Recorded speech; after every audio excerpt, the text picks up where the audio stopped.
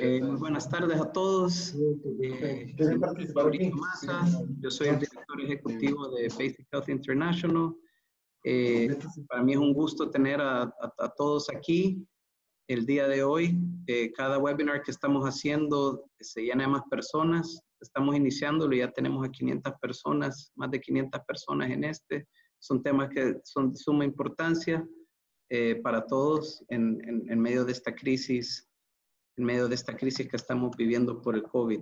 Entonces, en todas mis presentaciones tengo que pasar unas cuantas diapositivas. Podemos parar el share screen, por favor, para poder entrar yo. Gracias. Entonces, nosotros les hablo un poquito de nuestra organización. Esta es una serie de webinars que estamos haciendo en conjunto con el Instituto Nacional de Salud Pública de El Salvador. Como les comentaba, yo trabajo para Basic Health International, soy el director ejecutivo. Nosotros no tenemos ninguna relación comercial con ninguna entidad corporativa que hace o vende productos relacionados con el SARS-CoV-2 o COVID-19. Quiero agradecer a las personas que nos han hecho posible poder extender estos webinars. El McNulty Foundation, con el apoyo del Aspen Global Leadership Network y American Leadership Initiative, para alcanzar a personas no solo en El Salvador, sino que a través de toda la subregión en Centroamérica. Nosotros en Basic Health, nuestra visión es vivir en un mundo donde ninguna mujer debe morir de cáncer de cervix, y nuestra misión es tratar de eliminarlo esto a nivel mundial. Nosotros hemos trabajado en varios países, hemos hecho consultorías, hemos tratado de aprender de otros programas, pero sabemos que cada país es diferente. Y cómo se va a tratar esto va a ser diferente en cada país, dependiendo de los recursos que se tengan, económicos, de recurso humano, de equipo, insumos. Y la idea de estos webinars es ver cómo nos acercamos a esta realidad. Nuestra realidad es esta en cuanto al cáncer de cervix, pero ahora el mapa que nosotros cambiamos es para hablar un poco sobre el problema que tenemos por las muertes y las estadísticas que tenemos por este virus. Nosotros sabemos que a la fecha van más de 2 millones de personas infectadas alrededor de todo el mundo y van miles de muertes, que parece que el virus en realidad no discrimina sexo, edad, género, y es algo que nosotros queremos combatir. Pero sabemos que tenemos millones de casos, sabemos que esto es un problema que nosotros tenemos que ver cómo tratamos de contenerlo lo más posible. En El Salvador hemos hecho muchos esfuerzos por contenerlo, seguimos batallando con la contención, porque nosotros queremos asegurarnos de que la mortalidad por estos casos en nuestro país sea el menor posible, ¿verdad? Entonces, nuevamente, todo esto lo que estamos tratando de hacer, esta es una gráfica que creo que ya todos hemos visto, es lo que dicen aplanar la curva. Y ahorita esto es muy importante porque no es solo disminuir los pacientes no manejados apropiadamente, sino que aumentar la capacidad que está instalada. Y eso es algo mucho lo que se está trabajando en este momento, cómo preparamos la capacidad que tenemos instalada para poder recibir a todos los pacientes que están siendo manejados y así disminuir la mortalidad. Entonces, para el día de hoy quisiera presentar, las palabras de bienvenida que va a dar la doctora Xochitl Sandoval, nuestro moderador del día de hoy, el doctor Víctor Segura, nuestros dos ponentes que sabemos que están todos ustedes están extremadamente ocupados y queremos dar las gracias por estar aquí, el doctor Jaime Ungo. Trabaja con North Mississippi Health Services, él sacó medicina interna y cuidados críticos de Jackson Memorial Hospital y posteriormente continuó su formación en Mount Sinai Medical Center en Miami. El doctor Manuel Enrique Bello, que actualmente está combatiendo esto en las primeras líneas en El Salvador, en el Hospital Nacional San Rafael. Él sacó su especialidad en el Hospital Nacional Rosales y posteriormente cuidados neurointensivos en el Hospital Italiano de Buenos Aires, en Argentina. Los quiero dejar ahorita con unas palabras de bienvenida de la doctora Xochitl Sandoval, quien nos ha estado apoyando incondicionalmente en el proceso de hacer estos webinars. y dejar al doctor Víctor Segura para que nos ayude con la moderación de la exposición del día de hoy. Nuevamente, muchas gracias a todos por hacer su tiempo de estar aquí. Estamos muy agradecidos por todo el apoyo de parte de ustedes. Doctora Sandoval. Muchas gracias, doctor Maza. Tengan todos buenas tardes. Un saludo especial a toda la audiencia de colegas y del equipo de salud. Un saludo especial también a los panelistas, al doctor Jaime Ungo, a mis queridos colegas, amigos, Víctor Segura y el doctor Manuel Bello también, con quienes compartimos trinchera aquí en El Salvador y con quienes estamos trabajando desde diferentes lados por la misma cosa. Para el Instituto Nacional de Salud y para el Ministerio, especialmente para el despacho del señor ministro, el doctor Francisco Alaví, es un privilegio poder acompañar a Basic Health en este esfuerzo tan importante de actualizar de forma continua a todo el personal de salud que quiera conectarse y compartir conocimientos y aprender día a día sobre esta patología que está causando gran problema a nivel mundial desde diciembre, que comenzó como un problema focalizado a Wuhan y que se ha venido expandiendo de una forma exponencial a todo el mundo. Sabemos que esta ola va a llegarnos y va a golpearnos, pero estamos preparándonos con todas las limitaciones de recursos que el país tiene para enfrentarla y amortiguar ese golpe de alguna forma. Por eso es que es tan útil, como ahora podemos verlo, este coloquio tan importante de conocimiento que vamos a compartir. Les doy, pero una cordial bienvenida y desde ya mi agradecimiento y el agradecimiento del Ministerio de Salud por esta actualización. Perfecto, muchas gracias, doctora. Sí, nosotros ahorita vamos a iniciar las charlas con el tema de fisiopatología de esta enfermedad con el doctor Jaime Ungo. Doctor, si puede usted iniciar esta charla, tal vez si podemos compartir las diapositivas de él.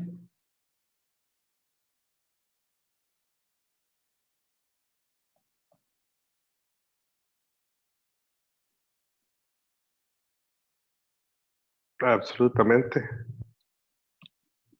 Para empezar, muchas gracias por tenerme. Eso es un honor estar aquí y poder compartir con todos mis colegas salvadoreños y centroamericanos y poder brindar un poquito de lo que he aprendido en las últimas 6 semanas acerca de esta enfermedad.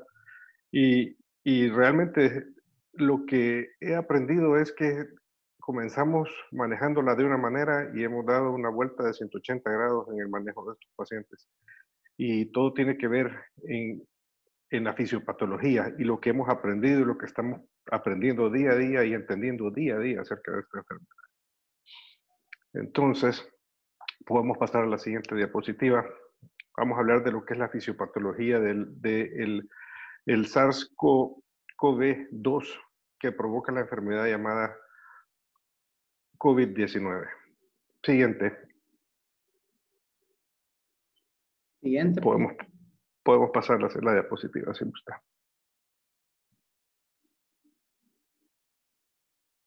Yo creo que no sé si estamos teniendo un problema técnico. ¿Podemos pasar a la siguiente diapositiva, por favor? Okay. Ahí está. Bueno, la infección es una infección viral por un coronavirus que mide entre 50 y 200 nanómetros. Es una zoonosis y los primeros casos surgieron en China Central, en Wuhan, en la provincia de Wuhan, a mediados de diciembre del 2019. Para diciembre 30, China había reportado los casos a la Organización Mundial de la Salud. Para enero 11 de este año encontramos que se reportó la primera muerte en China, en Wuhan. Para enero 12, China publica el genoma de este virus y lo hace llegar a todos los países del mundo. Y en este corto tiempo Hoy por hoy hay 2.7 millones de infectados, hay casi 190.000 fallecidos a nivel mundial y hay como casi 740.000 recuperados. Siguiente.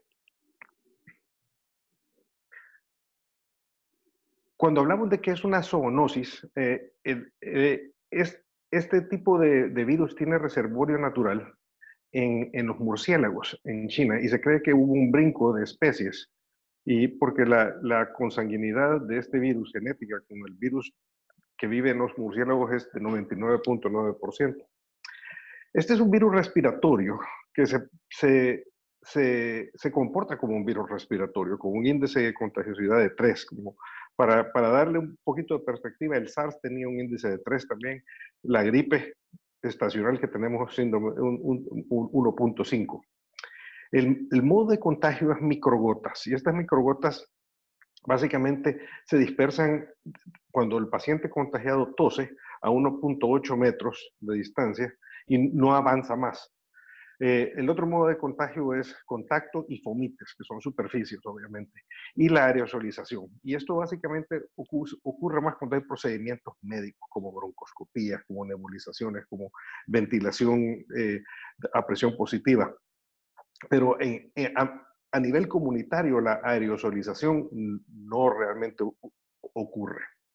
Entonces el virus entra por vías respiratorias, ya sea contacto por fomites o porque inhalamos las partículas virales. El virus es un virus de ácido ribonucleico, está cubierto por una doble capa de fosfolípidos y tiene bastantes proteínas que le dan un aspecto de corona, por eso se llama coronavirus, este tipo de virus, de la familia de este tipo de virus. Hay una proteína específica que se llama spike, que es la que tiene tropismo y se pega a un receptor en la enzima convertidora de angiotensina 2, que está presente en la membrana de superficie de una célula en el alveolo pulmonar, que es el neumocito tipo 2. Se pega a esta enzima, que es un receptor de la célula también, que está a nivel superficial, hace una endocitosis y entra por un fagosoma a la célula. Adentro de la célula se libera el citoplasma del ácido ribonucleico, se pega a una ribosoma y comienza lo que es a invadir el sistema de manufactura proteica de la célula. La célula produce todas estas partículas virales y básicamente la célula explota, tirando todo este montón de partículas virales que van a infectar otras células con este mismo receptor de membrana. En este momento, estas partículas virales ganan acceso al torrente sanguíneo. Pasamos siquiera a la siguiente diapositiva. Y comienza la enfermedad. El cuadro clínico básicamente tiene una incubación entre 2 y 14 días. Es una enfermedad con un prodromo que depende de qué edad tiene el paciente, puede ser más severo. Los síntomas más comunes son la tos, las mialgias, la fiebre, la anosmia o la egeusia también, que falta pérdida de olfato, pérdida de paladar. Y dependiendo en el grupo etario pediátrico, por ejemplo, estos muchachitos son asintomáticos, aunque también pueden ser contagiosos en ese momento. Es una enfermedad que dura diferente en diferentes cuadros clínicos. Si el paciente tiene un cuadro clínico leve, en pacientes de bajo riesgo o pacientes pediátricos, básicamente dejan de ser contagiosos después de 4 o 5 días después de la última fiebre. Pero en pacientes que hacen un cuadro clínico severo y que entran al hospital y terminan en ventilación mecánica, estos pacientes pueden seguir siendo contagiosos. Yo tengo pacientes que tienen 4 semanas y media, siguen en ventilador y siguen teniendo el antígeno positivo, es decir, están produciendo virus todavía. Pasemos a la siguiente.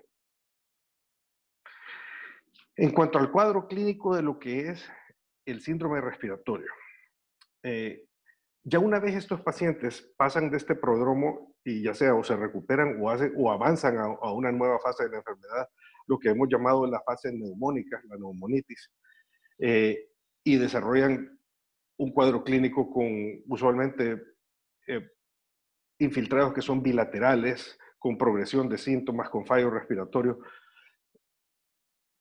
Puede que haya un componente de vasculitis, y vamos a entrar a eso en detalle un poquito más tarde.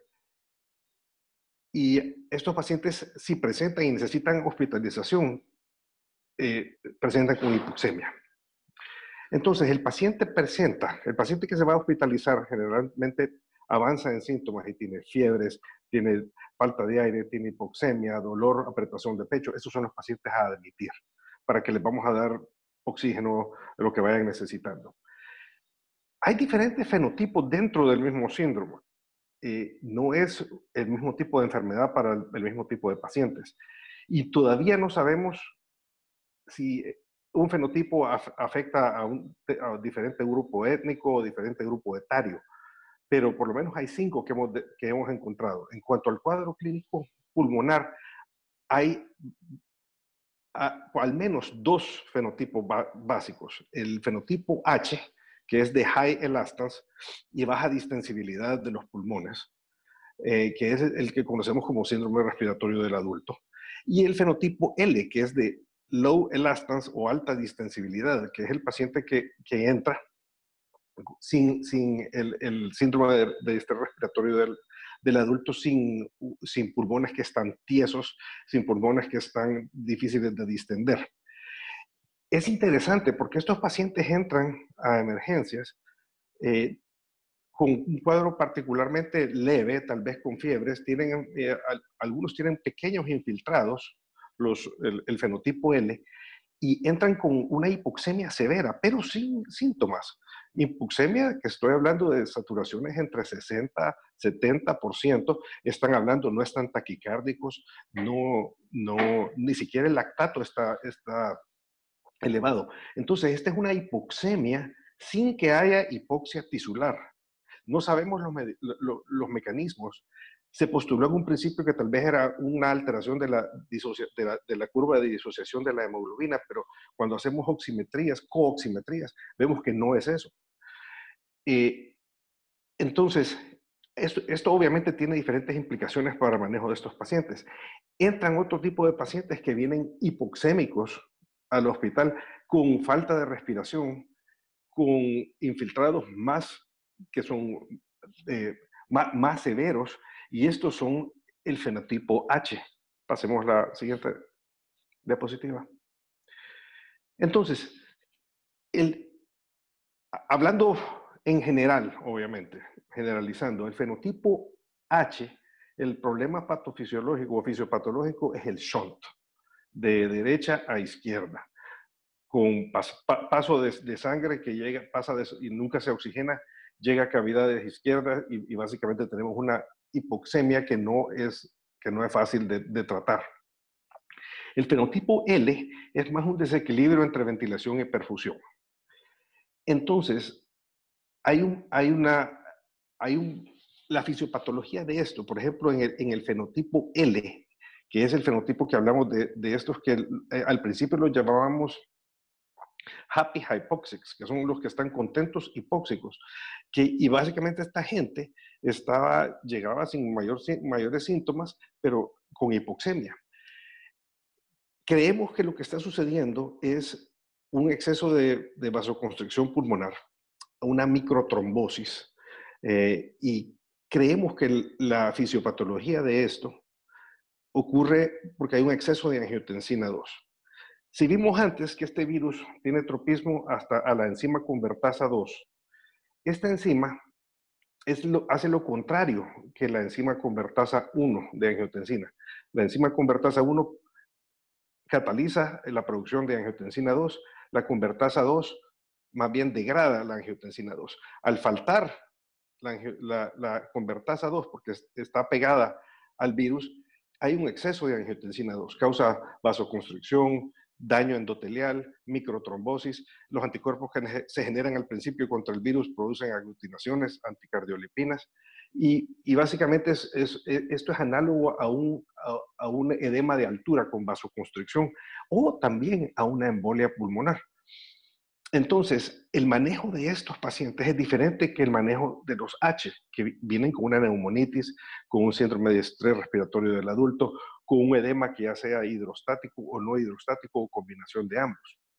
Resulta que al principio de esta epidemia, hace 5 semanas que comenzamos a manejar pacientes, nuestro reflejo era, usted llega hipoxémico y es hipoxemia severa, lo vamos a intubar y lo vamos a poner en ventilación mecánica y lo vamos a tratar con los modelos que hemos utilizado para el síndrome de estrés respiratorio del adulto con PIB alto, con volumen tidal bajo y resulta que con eso lo que estábamos haciendo era haciendo daño. Pasamos a la siguiente diapositiva. Entonces, al manejar pacientes que tienen una fisiología más que nada vascular y de espacio muerto que de shunt, con los modelos de síndrome de estrés respiratorio del adulto, les estábamos haciendo daño y perpetuábamos el daño agudo a pulmón. Entonces, ahora lo que estamos haciendo con estos pacientes es tratar la hipoxemia a cualquier nivel y de cualquier manera. Al principio, lo que la Organización Mundial de la Salud recomendaba y todas las sociedades de cuidados críticos a nivel mundial estaban recomendando, intube a estos pacientes temprano, intúbelos. Si usted llega a más de 6 litros por minuto por cánula nasal, intúbelos, paralícelos, póngalos en rotaciones y apronarlos.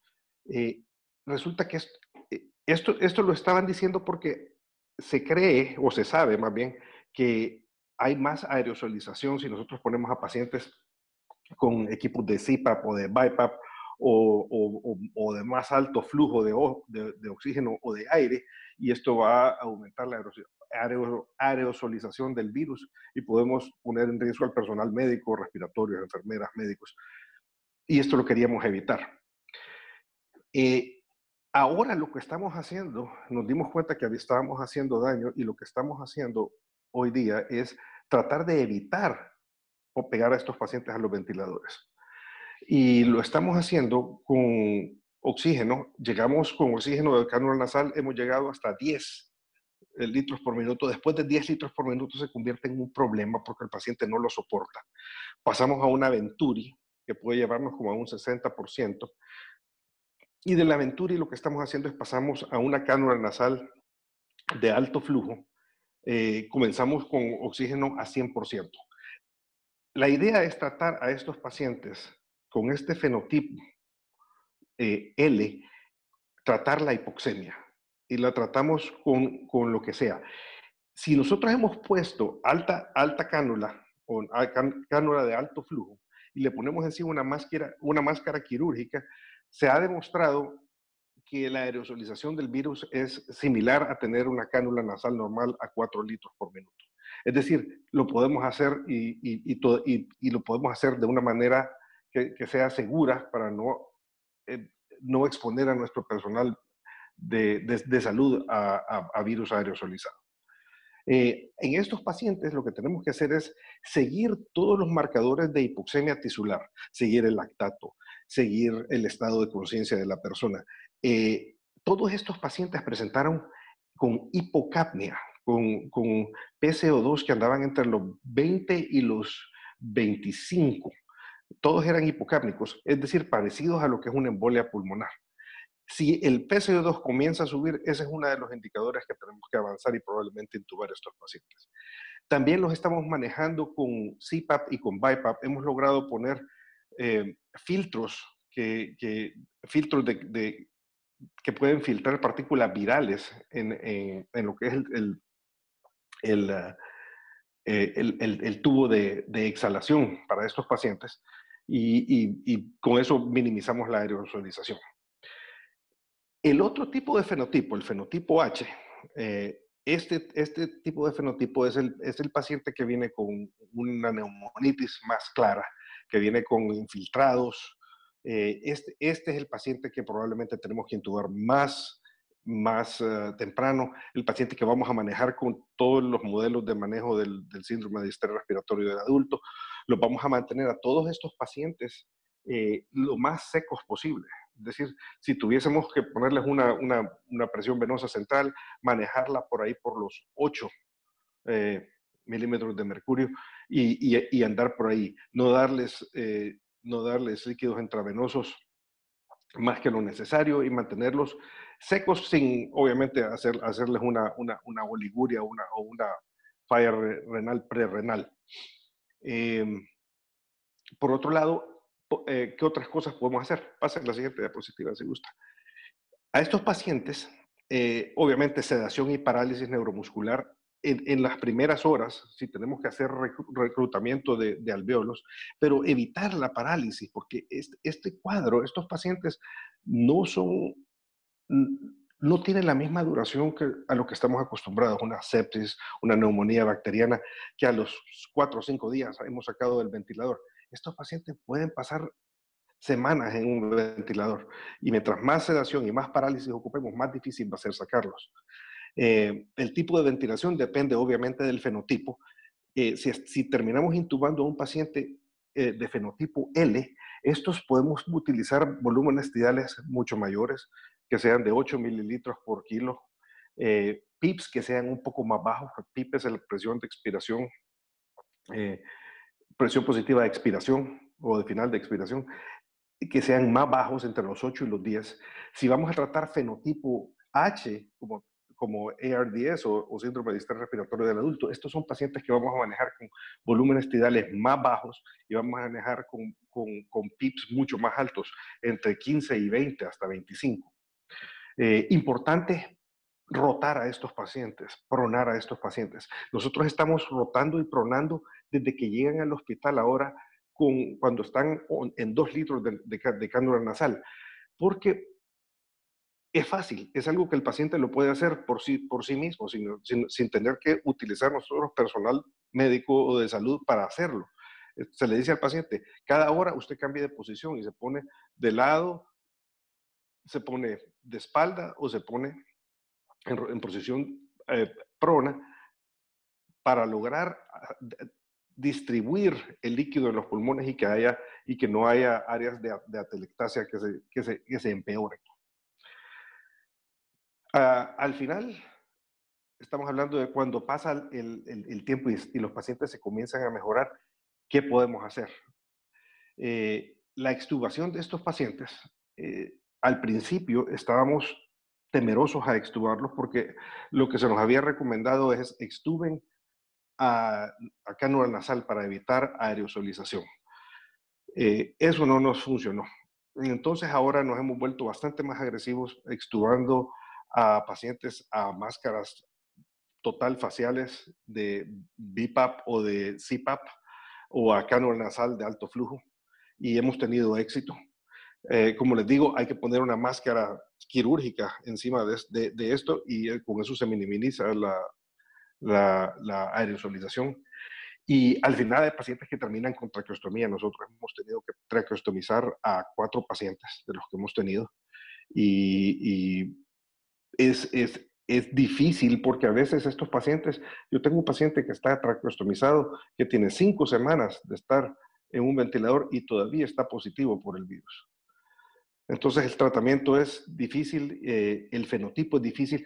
Lo que les puedo decir es, lo que sí sabemos que funciona es, no a todos los pacientes hay que intubarlos. A los pacientes que vienen con un cuadro clínico de fenotipo L, hay que atrasar la intubación lo más posible. A todos los pacientes hay que rotarlos y pronarlos. A todos los pacientes hay que mantenerlos lo más secos posible sin llegar a falla renal. Y hay que ser agresivos con lo que es tratamiento de hipoxemia en el otro fenotipo, en el fenotipo L.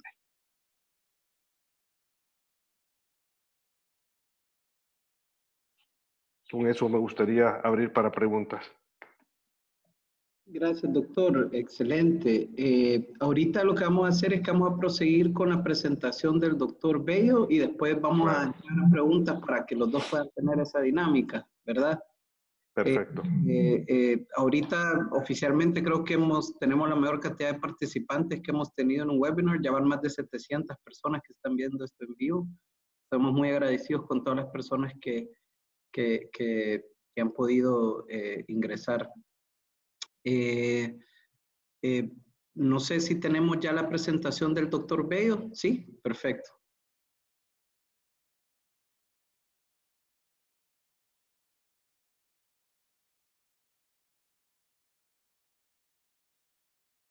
Hola. Hola, estoy tratando de Perfecto. compartir la presentación. No problema. Ya podemos ver su monitor, su pantalla.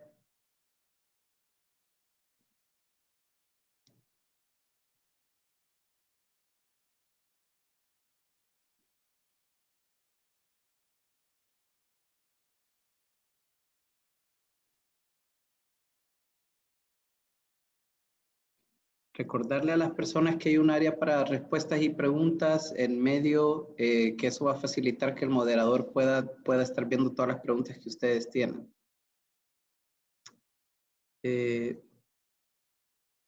Doctor Bello, sí, yo creo que ya podemos ver bien su pantalla.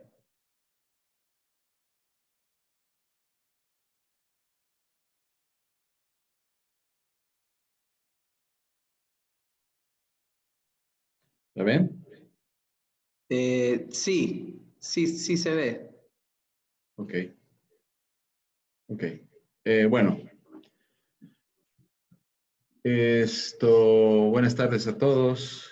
Gracias por la invitación. Pues debo de agradecer a la gente que me invitó a este webinar. Gracias, Mauricio Massa, por la invitación, por la coordinación que has tenido de todo esto. También para mí es un placer, un honor, digamos, estar con gente como el doctor Ungo, haber sido recibido y ser colega de personas como la doctora Xochitl, el doctor Segura. Pero bueno, aparte de agradecer, quiero decirles de que nosotros estamos recién hace aproximadamente unas 3 semanas comenzando a recibir pacientes. Y en el hospital donde tengo el honor de ser jefe de la unidad de cuidados intensivos, comenzamos a recibir pacientes recién hace 13 días, 14 días. Disculpe, Entonces, las personas en el chat me están solicitando si puede maximizar su pantalla, porque ahorita se ve un poco pequeño. A ver, permítame. En la configuración de la visualización. ¿Estamos al máximo ahorita? No, aquí nosotros estamos viendo la siguiente diapositiva que va a salir también. Entonces, tal vez toda la parte de la configuración de la visualización para que sea la pantalla completa para poder ver bien todo el texto. Permítame. Ok.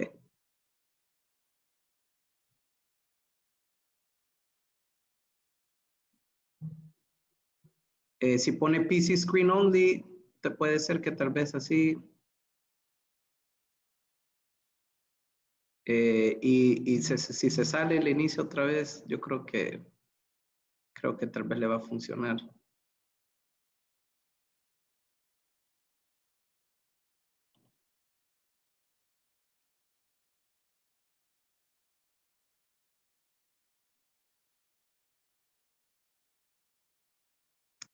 Que lo use con F5, dice un participante. No sé, René, si nos puedes ayudar con esa parte técnica.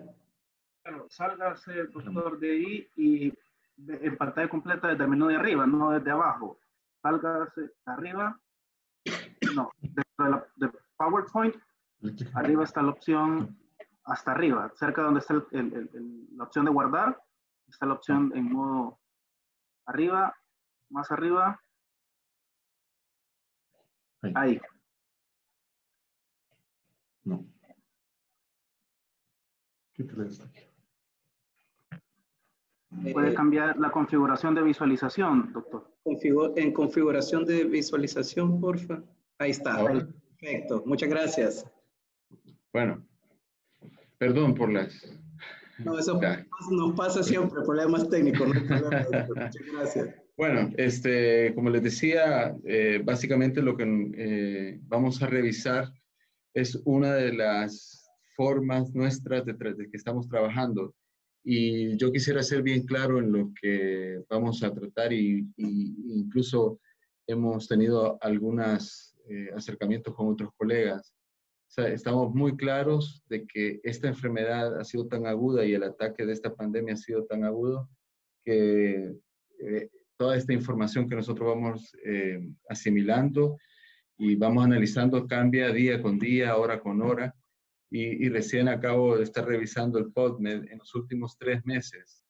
La literatura acerca del estrés respiratorio relacionado con virus ha ido exponencialmente aumentando. Entonces, día con día, vamos a ir viendo que la información va a ir cambiando paulatinamente. Entonces, nosotros lo que hemos tratado de hacer es recoger la mayor evidencia posible y aplicar a nuestros pacientes. Antes de comenzar en sí la ponencia, quiero dejar estos comentarios previos. Prácticamente todo el medicamento que se está utilizando en el tratamiento del paciente COVID es off-label. O sea, es decir, no tenemos un ensayo clínico controlado o un metaanálisis de los medicamentos, de algunos de los medicamentos que nosotros estamos aplicando, aunque ya se están corriendo algunos, obviamente, en otros países. Quién sabe que nosotros podamos entrar en uno de esos. Yo sé que hay colegas que ya están trabajando en ello, pero está claro que la mayoría de trabajos no tienen suficiente respaldo de medicina basada en evidencia como para ser tajantemente claros en que este medicamento en realidad sirve o no en el paciente con COVID. Luego, tal cual el doctor magistralmente nos compartió, el doctor Ungo, esta enfermedad pareciera ser que es, si se me permite el término, multifisiopatológica. Es decir, estamos hablando de un virus que puede afectar de una manera diferente en un paciente con respecto a otro. Entonces nosotros debemos de analizar bien la información y tratar de ser integral en el manejo, no concentrarnos solo en el pulmón, no concentrarnos solo en la falla respiratoria, sino es estar pendientes o alertas de alteraciones como la microtrombosis, etc. Entonces, es un reto que nos plantea la enfermedad misma, teniendo que tiene bases multifisiopatológicas. Luego, obviamente, se necesitan ensayos clínicos aleatorizados como para tomar decisiones tajantes de que uno u otro medicamento sirve. Y como les mencionaba, los triggers han aumentado exponencialmente en los últimos 3 meses y hay demasiada información en la nube, en el internet, en buscadores, como para decir que en este momento tenemos toda la información resumida. Y luego, pues, idealmente cada país, por sus características propias, debiesen de realizar sus propios estudios. Debemos de recordar que El Salvador es uno de los países que va a participar en el estudio Solaridad de la OMS y que vamos a estar integrados en ese estudio y posiblemente los resultados los tengamos más allá, pero está claro que se están llevando a cabo estudios y en nuestro país, pues, por ejemplo, la doctora Sandoval, Xochitl Sandoval, es una de las pioneras en ese aspecto. Ojalá que más adelante tengamos resultados propios de cada país, especialmente el nuestro. Pero bien, nosotros estamos trabajando en nuestra unidad, en nuestro hospital, de una forma que para nosotros es digamos, nueva. Sin embargo, por la misma emergencia que tuvimos que afrontar en nuestro país y por ser el primer hospital en el país con unidad de cuidados intensivos bien establecido, tuvimos que improvisar, pero improvisamos de una forma ordenada y dirigida. Por ejemplo, la primera fase de la improvisación, digamos, pero controlada, fue establecer un centro de monitoreo y de videovigilancia del paciente. Si ustedes ven en la fotografía que ustedes ven en la parte superior de la presentación, esa es nuestra cabina donde todo el día el intensivista pasa vigilando y en contacto con el médico que está dentro de la unidad. Y dentro de la unidad nosotros podemos tener la visualización directa de los pacientes en tiempo real, así como del monitor y del ventilador. De una forma, en un principio rudimentaria, pero que se fue especializando a medida que pasaba el tiempo. Esto permite que el intensivista controle toda la unidad y que tenga contacto con el personal, que debo de reconocer un personal excelente, con una actitud contra la enfermedad envidiable, y que sin este personal pues no seríamos nada absolutamente. Pero está en contacto para monitorear y hacer los cambios correspondientes. Esto también disminuye el tiempo de contacto del personal con el paciente. El personal pasa en una cabina que tiene también visualización directa a través de vidrios hacia la cama del paciente, y cuando el intensivista cree necesario hacer alguna intervención, pues se comunica con ellos y ellos hacen las modificaciones correspondientes.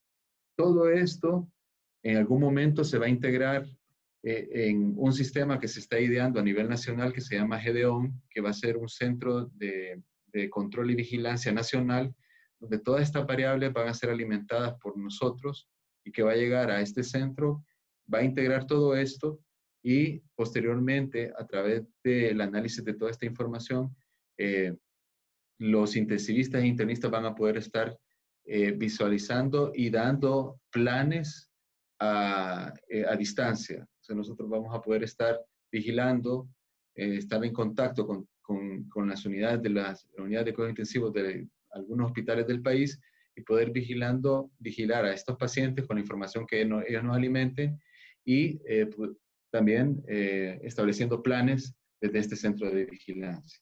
Pero bien, todo este centro de vigilancia y todo este modo de tratamiento va a estar basado también en el conocimiento de la fisiopatología, que ya lo habló el doctor Humbo, pero también debemos también tener claro cuál es el rol de cada medicamento. Nosotros vamos a estar monitoreando, vigilando, supervisando a los médicos que van a estar en las unidades de cuidados intensivos, y también vamos a estar también dictando algunas conductas basadas en protocolos. Más adelante les voy a enseñar cuál es el protocolo que nosotros estamos utilizando y por qué en alguna medida nosotros hemos seleccionado algunos medicamentos no lo estamos utilizando, en la medida que hemos ido viendo evidencia y resultados. Esto es un cuadro, una gráfica que me parece muy interesante, que salió publicada en JAMA hace como un par de semanas, en donde pues, básicamente resume el sitio de acción de varios medicamentos y varias drogas que nosotros estamos utilizando y que se están utilizando a nivel mundial. Obviamente va a depender del sitio de acción de cada medicamento para pensar desde el punto de vista fisiopatológico que puede dar resultado. Ustedes están viendo en la lámina que hay medicamentos que, por ejemplo, la cloroquina o la hidroxicloroquina, que actualmente es un centro de controversia el usarlo o no, pero que sí tiene y se ha demostrado que inhibe la entrada del virus y la endocitosis a través de múltiples mecanismos. Por lo tanto, de ahí surgió la idea de usar este tipo de medicamento en pacientes con COVID-19. Obviamente, esto se está estudiando. Como dije al principio, hablar de que un medicamento está 100% seguro de que va a ser un efecto en la progresión del virus, en este momento es muy aventurado hablarlo. Puede ser que con el estudio Discovery, que posiblemente la otra semana o a final de mes esté ya publicado, tengamos un panorama un poquito más certero. Sin embargo, en base al punto de acción de cada medicamento en la replicación, en la reproducción o en la liberación o entrada del virus, es que se ha centrado algunos protocolos de medicación. Y la idea de los medicamentos, del tratamiento en el manejo del paciente COVID al final, para un intensivista tiene que ser el evitar que el paciente llegue a la ventilación mecánica. Como dijo el doctor Humbo, esto es bien complicado manejar un paciente con ventilación mecánica porque nos estamos enfrentando a varios tipos o a varios fenotipos de pacientes. Y por lo tanto, el luchar con un paciente ya ventilado va a significar tiempo, va a significar recursos y va a significar riesgo de que el paciente adquiera alguna enfermedad nosocomial mientras esté ventilado. Por lo tanto, nuestro objetivo tiene que ser también, aparte de los múltiples objetivos que va a tener la medicación, evitar que el paciente que ingresó con neumonía al hospital llegue hasta acá. Entonces, el objetivo de cualquier protocolo debería de ser eso, evitar que la progresión de la enfermedad llegue hasta un estadio grave. Podemos hablar de muchos medicamentos y podríamos hablar horas de ellos, por ejemplo, de la hidroxicloroquina. Hace 3 días salió publicado un estudio que fue realizado en el Hospital de Veteranos en Estados Unidos, en el cual mencionaba que la mortalidad aumentaba cuando se utilizaba la hidroxicloroquina en pacientes con COVID ventilados. Sin embargo, habría que analizar bien el resultado de este estudio porque fue retrospectivo, obviamente es un trial retrospectivo y aparte tuvo 3 brazos.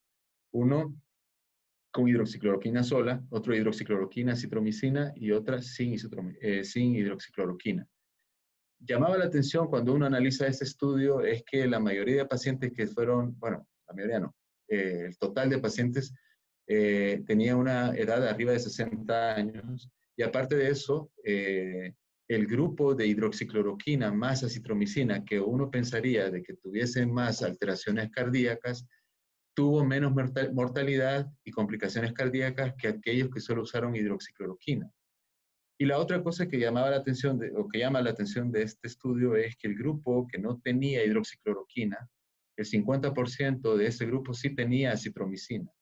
Entonces habría que analizar bien el resultado de este estudio y como digo, al final estos estudios pueden ser la mayoría en contra o la minoría en contra, pero también vamos a tener estudios que están a favor o trials que están a favor del uso. Entonces nosotros lo que hemos hecho es utilizar la hidroxicloroquina vigilada, es decir, monitorizada, tomando una electrocardiografía cada 12 horas para medir el QT o monitoreándolo continuamente, midiendo el QT a modo de que no vaya a presentar alguna alteración electrocardiográfica y también nos estamos ayudando de escalas para determinar si un paciente tiene riesgo de prolongar o no prolongar el QT, que es lo que más miedo nos da, sobre todo cuando nosotros colocamos la hidroxicloroquina o cloroquina más acitromicina. Este es un score del Circulation Cardiovascular Outcomes, en el cual, dependiendo de los puntos que el paciente vaya teniendo, así va a ser el riesgo de arritmias cuando se utilizan medicamentos arritmogénicos. Si el paciente tiene menos de 6 puntos, se puede uno sentir seguro de que el paciente puede utilizar la hidroxicloroquina. Si tiene 7, 10 puntos, pues obviamente se tiene que valorar el uso del mismo, pero si tiene más de 11 puntos, el paciente tiene riesgo de presentar alteraciones arritmogénicas y en ese momento uno puede tomar la decisión. Ahora bien, estamos claros y tal cual lo presentó el doctor Hongo, hay un porcentaje no despreciable de pacientes que parecieran tener fenómenos vasculíticos pulmonares con producción de microémbolos pulmonar y eso nos puede provocar alteraciones de vasoconstricción y obstrucción de la vasculatura pulmonar. Está claro y hay suficiente evidencia, aunque no hay metaanálisis ni ensayos clínicos grandes, de que pareciera ser que el paciente con COVID-19, especialmente el fenotipo L, podría tener alteraciones de microembolismo pulmonar y eso determina la mortalidad en estos pacientes. Entonces, la evidencia que nosotros hemos recolectado nos sugiere que todo paciente que entra al hospital debería tener al menos tromboprofilaxis. Y si hay hallazgos de que el paciente puede tener una embolia pulmonar en progresión, ya sea ecográficamente, angiográficamente o incluso con marcadores séricos, se recomienda anticoagular. Ante la duda, mejor anticoagular porque este paciente se nos puede morir por una trombosis. Hablar de regulación de la respuesta inflamatoria, por lo menos en nuestro país, no es muy común. Y cuando nosotros comenzamos a manejar estos pacientes, nos dimos cuenta que el paciente en cuestión de 24 o 48 horas presentaba marcadores de inflamación sumamente elevados. Y eso coincide con los estudios que se están haciendo a nivel mundial. O sea, el COVID-19 provoca una reacción inflamatoria severa que determina incluso la microembolia. O sea, se produce una respuesta inflamatoria descontrolada que puede liberar factores protrombóticos y eso no explicaría la trombosis. Pero también puede liberar factores de inflamación que pueden atacar puntualmente alveolo, pulmón, corazón, etc. Entonces, algunos estudios recomiendan la modulación de la respuesta inflamatoria y en nuestro país el medicamento que nosotros tenemos actualmente para ello es el tocilizumab. En mi unidad hemos tratado de 10 pacientes que han ingresado a la unidad de cuidados intensivos a 9 con tocilizumab y no puedo aseverarlo, no les puedo dar evidencia en este momento porque es muy poquita la que tenemos. Pero hemos visto que luego del tratamiento con este tipo de medicamento hay una respuesta y una mejoría especialmente en la parte inflamatoria, con disminución de las pruebas de inflamación e incluso en algunos pacientes con oxigenación, con aumento de los parámetros de oxigenación. Pero insisto, esto es una inferencia que yo estoy planteando que tendría que ser analizado bajo la medicina basada en evidencia cuando tengamos más pacientes. Pero sí lo estamos utilizando y no nos ha dado por lo menos problemas. Y sí observamos un poquito de mejoría en cuanto a la inflamación y a la evolución del paciente. Estoy hablando de que de 9 pacientes que nosotros hemos utilizado este medicamento, hemos tenido 2 muertes, nada más. El opinavir y el ritonavir, aquí dejar claro, pues, o sea, estos fueron de los primeros medicamentos que se comenzaron a utilizar en pacientes con COVID-19 y la lógica hacía pensar de que si nosotros evitamos la replicación viral, el recuento viral iba a disminuir y por lo tanto la respuesta inflamatoria dependiente de este recuento viral sanguíneo iba también a disminuir. Sin embargo, quizás de los medicamentos que nosotros estamos utilizando, estamos claros que es de los que menos evidencia o que menos apoya la evidencia a utilizar. Lo estamos utilizando y los utilizamos desde las primeras etapas del paciente con neumonía y que ingresa al hospital. E igual, hay evidencia en contra y a favor, y por lo tanto necesitamos un ensayo clínico bastante poderoso o un metaanálisis como para desechar este medicamento.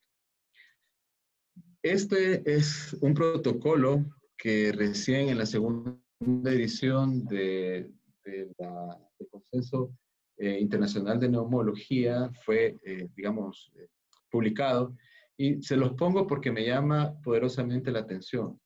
A pesar de que hay evidencia en contra de la hidroxicloroquina, a pesar de que hay evidencia en contra de la citromicina, a pesar de que hay evidencia que todavía no sostiene el uso de tocilizumab, a pesar que incluso hay evidencia que menciona que el metilprednisolona no se debería utilizar en pacientes no ventilados, hay múltiples protocolos, pero cuando les digo múltiples, hay un sinnúmero de protocolos que a pesar de que se está manejando esa información, lo siguen utilizando.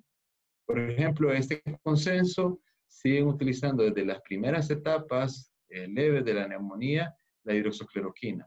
Siguen utilizando la citromicina junto con la hidroxicloroquina cuando la neumonía comienza a prolongar o a empeorar, perdón. Y ocupan tocilizumab en pacientes graves. Entonces, nosotros hemos analizado toda esta información y a pesar de que hay controversias, de que hay opiniones en contra o a favor de algún medicamento o del enfoque que nosotros le estamos dando al manejo de los pacientes, la información que tenemos nos ha ayudado y nos sigue ayudando. Posiblemente nuestro protocolo dentro de un par de semanas cambie, cuando ya se publiquen los primeros trials, ensayos controlados, dobles ciegos, o cuando ya tengamos mayor información, pero por el momento lo estamos utilizando. Este es nuestro protocolo del paciente hospitalizado, ¿ya? Y nosotros lo estamos dividiendo en neumonía, que otros lo pondrían como neumonía leve, neumonía grave y neumonía grave ventilada. Algunos dicen que esta enfermedad no se debería llamar neumonía porque no es una neumonía como tal. Otros dicen que debería ser neumonitis. Otros dicen solo como enfermedad. Pero para fines prácticos y para que nuestros colegas médicos tengan un lenguaje homogéneo, nosotros todavía la estamos catalogando como una neumonía. Puede ser que después lo catalogamos como una enfermedad. Pero en nuestro protocolo, la neumonía es aquel paciente con parámetros bajos de oxigenación, con una saturación menor al 94%, etcétera, etcétera. Pero estos pacientes ingresan a los hospitales y deben de ingresar con tromboprofilaxis, ¿ya? Ahora, le voy a poner una masa más grande para que ustedes lo vean mejor. Estos pacientes deben de ser monitoreados con QT, corregido cada 12 horas. Si no se tiene monitor continuo, pues tomar electrocardiograma antes y durante el tratamiento con hidroxicloroquina. Deben de ser colocados en tromboprofilaxis, de acuerdo al peso del paciente y de la función renal, obviamente. Pero si el paciente clínicamente se está comportando como tromboembolia pulmonar, es decir, si nosotros le sacamos un score de Wells y sale con un puntaje que el paciente podría tener una embolia pulmonar, nosotros recomendamos tomar dímero D junto con proteína C reactiva, porque nosotros no podemos medir interleucina 6, y si los dos están elevados, recomendamos anticoagulación. Luego mantenemos la hidroxicloroquina y la utilizamos junto con acitromicina, eso sí, por 4 días, no más, porque no se ha visto beneficio más allá de esa cantidad de días. Y ya por lineamiento, el paciente debe de recibir lopinavir y ritonavir. Esto es discutible, como les digo, lo del lopinavir y ritonavir podría ser discutible en este momento, pero sí lo que estamos utilizando nosotros es la acitromicina y la hidroxicloroquina. Hasta el momento, de los 10 pacientes que hemos tratado con este esquema de hidroxicloroquina y acitromicina, ninguno ha prolongado QT, ninguno ha presentado arritmia severa.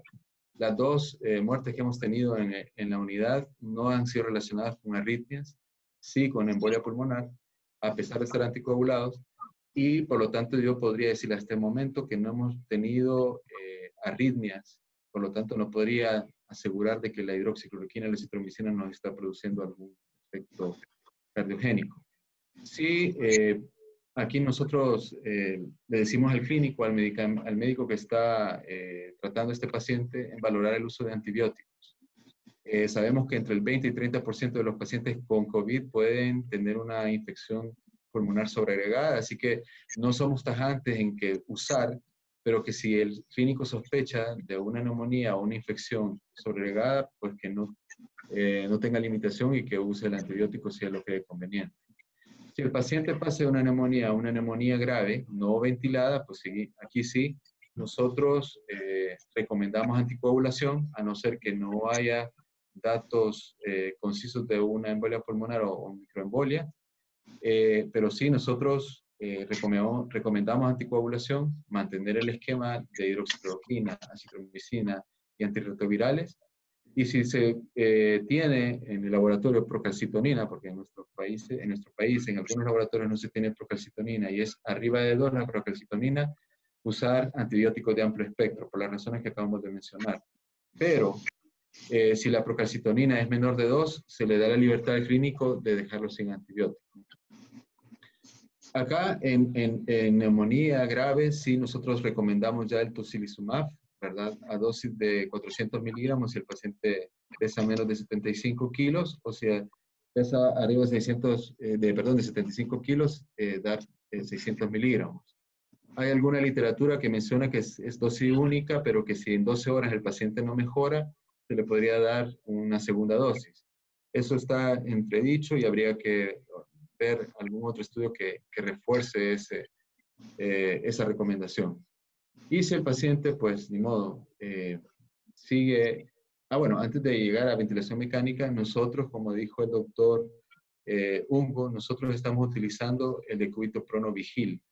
Si el paciente tolera los cambios de posición y puede colocarse ya sea lateral o prono, se le sugiere al paciente durante 4 horas o 2 horas, de 2 a 4 horas, mantenerse en decúbito prono o en decúbito lateral lo más lateral posible, si eso no tiene algún tipo de alteración hemodinámica o si el paciente lo tolera, pues.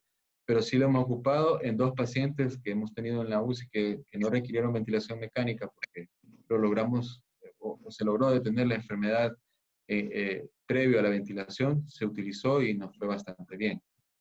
Luego, si el paciente llega a ventilación mecánica, pues ni modo, mantenemos las medidas como las que ya les describí anteriormente Sí estamos utilizando la ventilación en decúbito prono por 18 horas. Sí, eso nos ayuda a la oxigenación del paciente.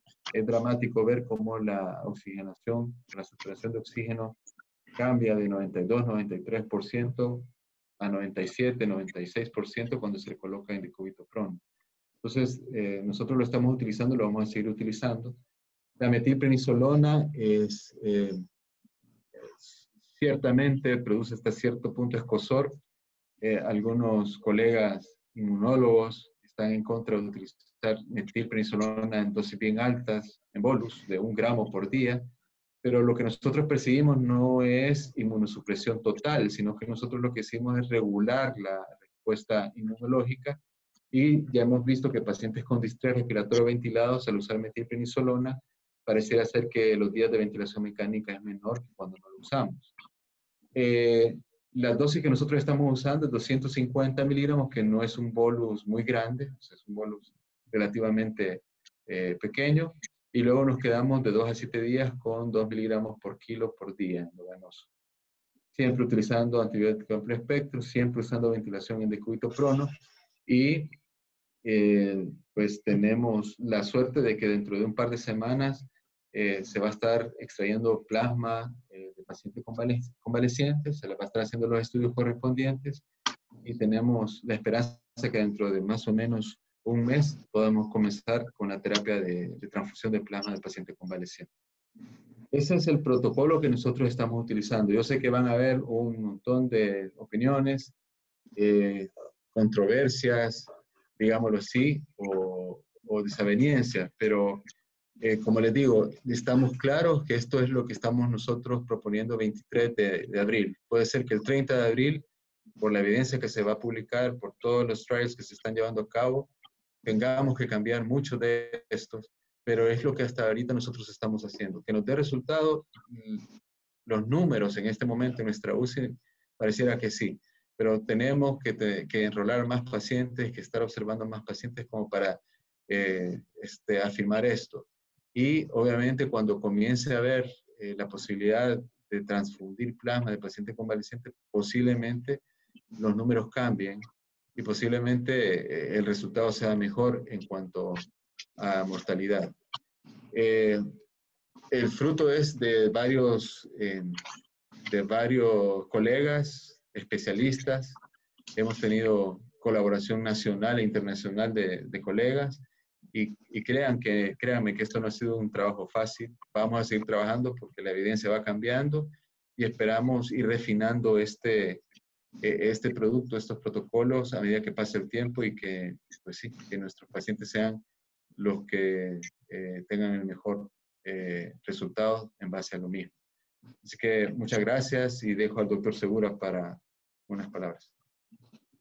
Gracias, doctor. Muchas gracias. Doctor Segura, si puede tomar las riendas de esto, y tenemos casi 100 preguntas para los ponentes, y por eso es que pues le damos un buen espacio para esto. Tenemos, no sé cómo va a poder moderar esto, pero tenemos unos 40 minutos para hacerlo. Doctor.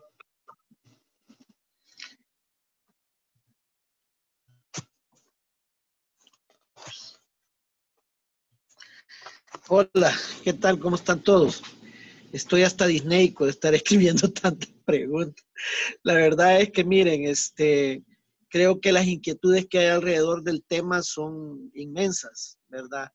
Esta es una enfermedad que está produciendo tanta información y a una velocidad, pero vertiginosa, que es imposible asimilar toda esa información. Sin embargo, he tratado de resumir las inquietudes que he ido observando, ¿verdad? A través del chat. Y bueno, las disculpas a ustedes si en algún momento alguna de las preguntas se me va.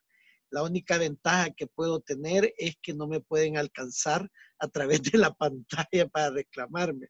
La otra aclaración es que han habido muchas preguntas en relación más bien a la parte administrativa de esto. Es decir, por ejemplo, cómo se maneja la nueva información que hay, cómo el Instituto Nacional de Salud la procesa y la hace pasar, digamos, al Ministerio de Salud para ir tomando decisiones, cómo se movilizan los pacientes de un centro a otro, etcétera.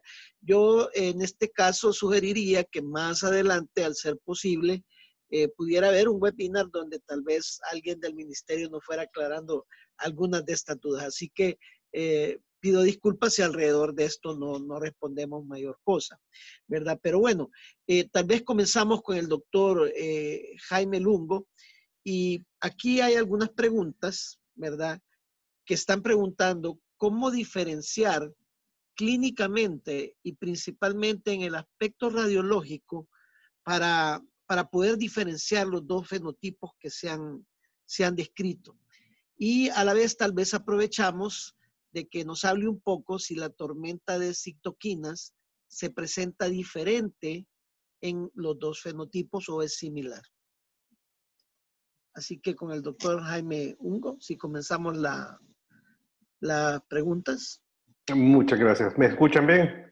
Sí, claro, te escuchamos. Perfecto. Muchas gracias por las preguntas y el análisis. Efectivamente, pasamos la mitad del tiempo tratando de digerir información y la mitad del tiempo tratando de descartar información que no nos va a servir.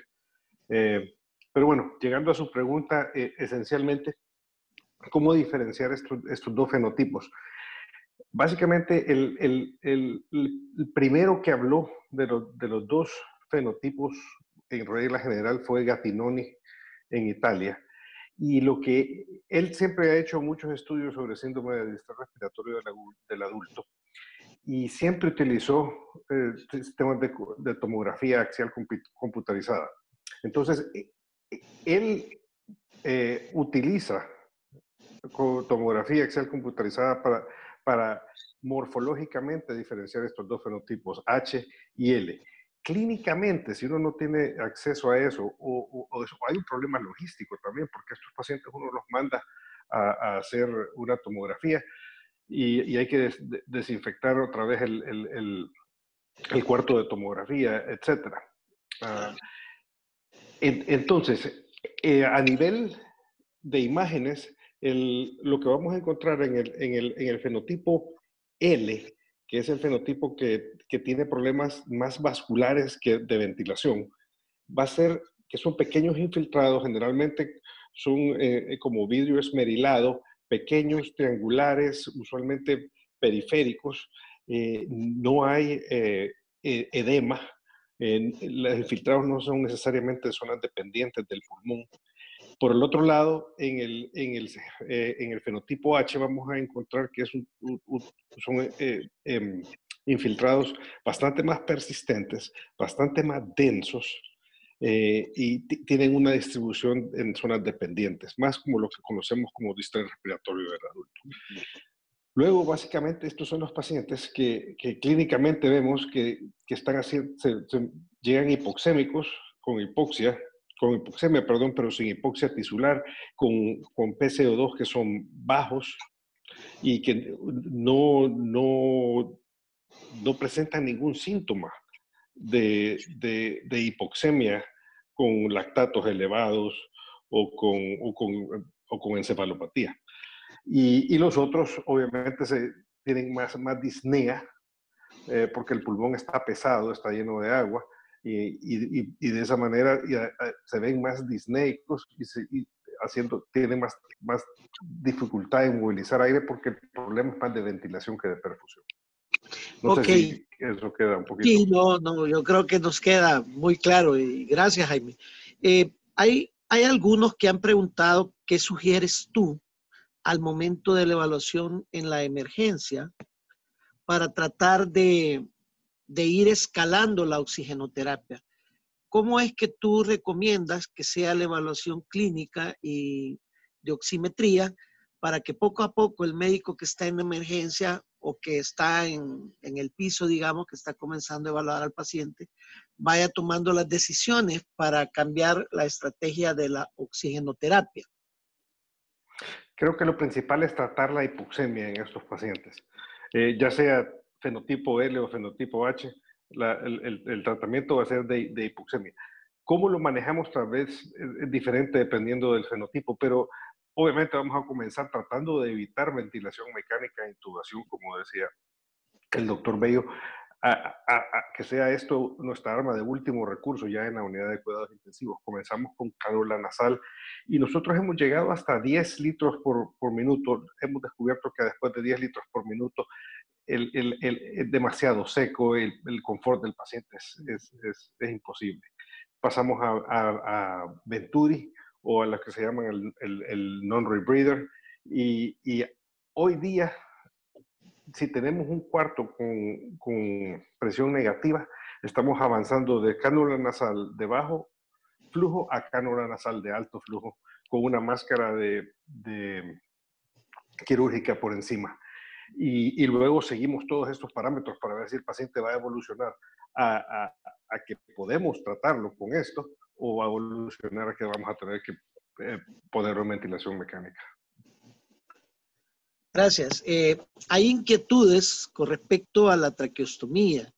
¿Cuál será el tiempo de traqueostomía y cuál será el mejor abordaje? ¿Traqueostomía percutánea o traqueostomía quirúrgica? ¿Qué opinas al respecto? Lo de la traqueostomía nadie lo sabe. Nosotros tenemos dos pacientes, tenemos 3 pacientes que andan entre los 34 días de estar pegados al ventilador. Por cierto, es una pareja, esposo y esposa, y tuvaron con día de diferencia hace 34 y 35 días. Y hay problemas logísticos incluso de hacerle una traqueostomía a estos pacientes. ¿Quién lo va a tomar después del hospital? Si es que necesitan ventilación mecánica larga y un destete de un ventilador largo, hay problemas logísticos. Pero nadie sabía cómo hacer esto. Hicimos las averiguaciones. Nosotros la traqueostomía que decidimos hacer fueron percutáneas. Las hacemos a la orilla de la cama, entre 2 médicos. Paramos la ventilación, logramos sacar los ventiladores, por lo menos los paneles de control de los ventiladores, afuera del cuarto. Contamos con cuartos de presión negativa y a la hora de hacer el intercambio, después de tener ya canulada la tráquea percutáneamente, a la hora de hacer el intercambio, paramos la ventilación, el paciente lo tenemos paralizado y sedado y con el ventilador parado, sin que esté ciclando, hacemos el intercambio, sacamos el tubo y conectamos el ventilador al circuito de traqueostomía, inflamos lo que es la traqueostomía y así lo hicimos. Creemos que la traqueostomía percutánea tiene menos posibilidad de que aerosolice por los lados, porque es algo dilatacional y la piel se aproxima más y mejor a lo que es el tubo de traqueostomía que si fuese una quirúrgica con una incisión más grande. Ok. Bien, hay 3 preguntas que creo que se pueden enlazar, que tiene que ver más bien con algunas curiosidades sobre plasmaféresis, inmunoglobulina y ECMO. ¿Se han tenido alguna experiencia con cualquiera de estas terapias y cómo han observado la evolución? Aunque hemos hablado con algunos colegas en Estados Unidos y nos dice que no les ha ido tan bien con la ECMO, pero ¿qué opinas sobre plasmaféresis, inmunoglobulinas y ECMO? Pues yo creo que a nivel teórico suena como es algo que tenemos que pensar en ocupar, porque esto es una pequeña vasculopatía o una vasculopatía trombótica de lechos capilares o precapilares pequeños. Creemos que lo que estamos viendo en el pulmón es lo mismo que vamos a ver a nivel renal, que hace la necrosis tubular aguda, y creemos que tiene que ver con la miocarditis que sucede, con la encefalopatía que estamos viendo. Toda esta vasculopatía de lecho capilar o precapilar. Entonces, tratamiento con plasmaféresis o con inmunoglobulina, yo no tengo experiencia. Tenemos un paciente que vamos a comenzar a hacer plasmaféresis mañana, pero no hay una indicación. Obviamente, como decía el doctor Bello, no tenemos ningún tipo de de experiencia más que anecdótica. Con el ECMO hemos tenido un paciente en ECMO y nos fue bien, solo lo tuvimos en ECMO venovenoso por 2 días. Y logramos, es decir, pasar probablemente por la peor parte y después sacamos de ECMO y seguimos con ventilación y llevamos adelante. Todavía está ventilado. Una pregunta, Jaime, que algunos han estado acá con la duda. La primera es sobre si están utilizando ustedes profilaxis con hidroxicloroquina o acitromicina en algunos miembros del personal de salud o pacientes. Y la otra que están acá preguntando un poco es, algunos neurólogos tienen la inquietud de ustedes que nos llevan la delantera en esto y que han visto mucho más pacientes, ¿qué tan frecuentes están viendo alteraciones neurológicas? Si las han visto y cuáles. Platiquemos de lo neurológico primero.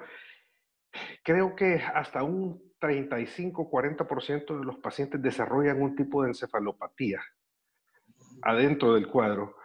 Y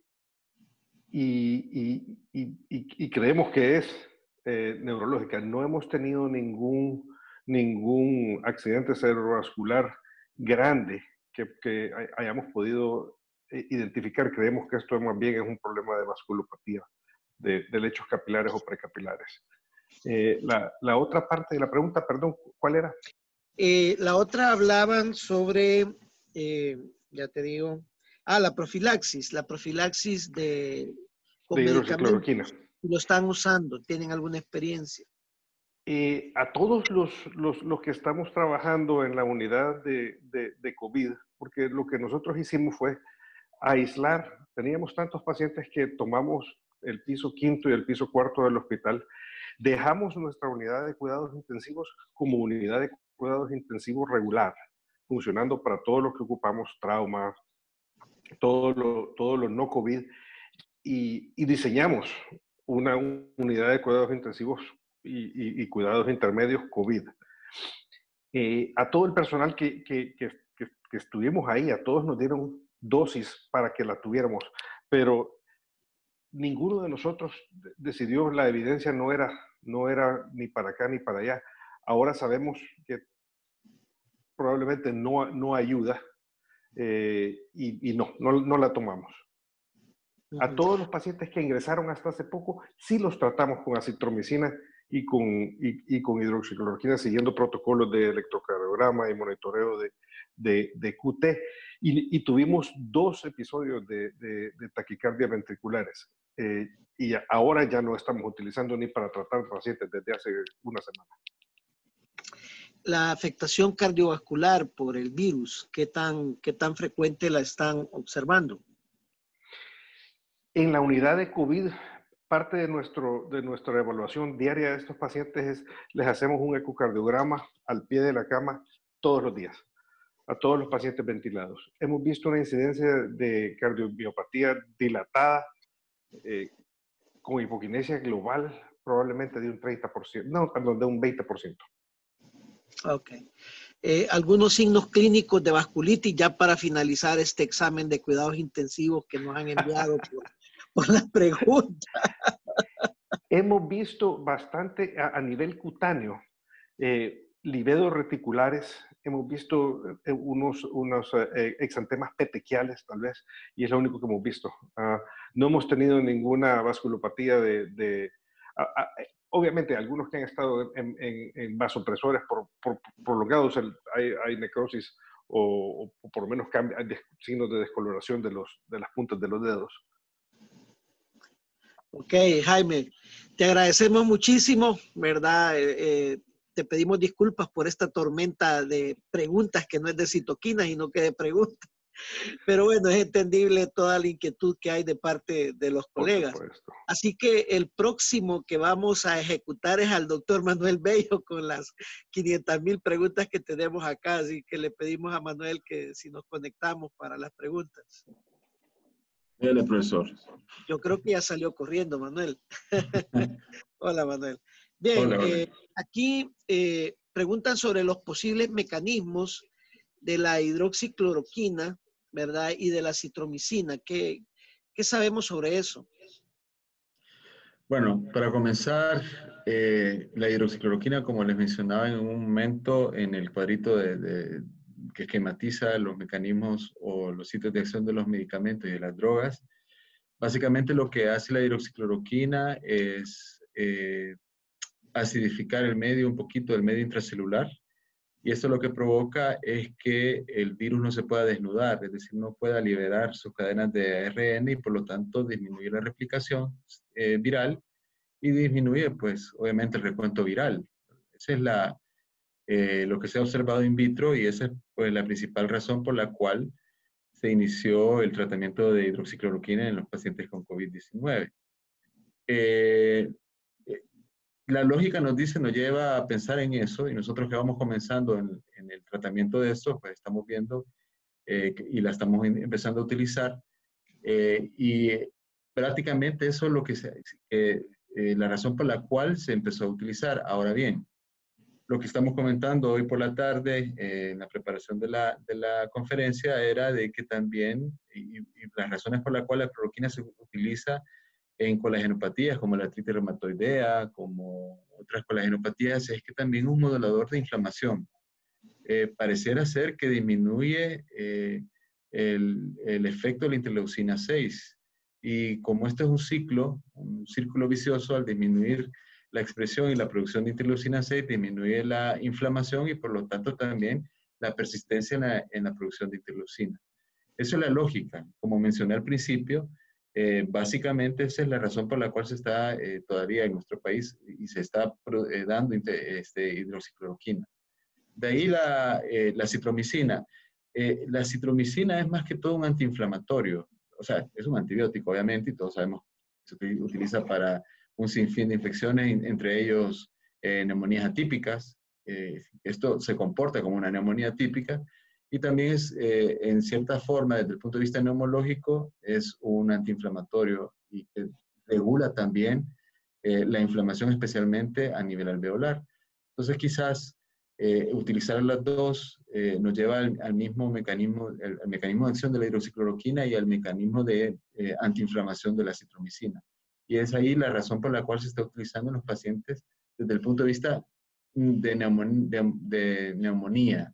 Insisto, y lo que mencionó el doctor Lugo, o sea, esto no solamente es una infección pulmonar, no solamente una afectación pulmonar, si esta es una afección orgánica, entonces parte del tratamiento va a ser la hidroxicloroquina en algún momento, pero también vamos a tener que utilizar otro tipo de medicamentos para el resto de bloqueo de la fisiopatología de esta enfermedad. Continuando con lo de los medicamentos, una opinión tal vez sobre el Remdesivir. ¿Realmente vemos alguna ventaja? ¿Puede aportar algo? ¿Los protocolos que tal vez están pendientes al momento? Bueno, miren, esto es bien cambiante y pues hoy estamos con los colegas platicando acerca de los antirretrovirales, pues, o sea,